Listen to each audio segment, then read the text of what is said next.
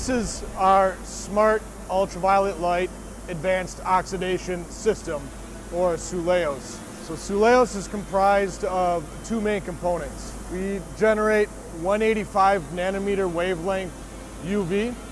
This generates oxidative gases. So a little bit of ozone, hydroxyl radicals, peroxides. It's a mixed oxidant compound.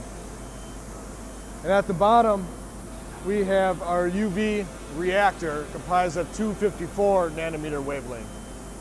So how this system works is we take water from the press, we pump it through our system, and we first charge it with the mixed oxidant compound. So that charged water then enters into our reactor at the bottom, the 254.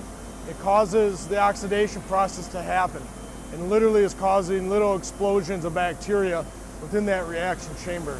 Once that water is treated, it then enters back into the rinse zone on the tunnel and replaces fresh water entering into the tunnel.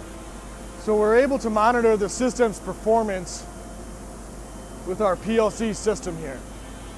So it tells us how much UV is being dosed, the intensity, water flows, and other metrics that we need to determine that the system is running properly. And we're able to view this system remotely at our offices back home in Wisconsin.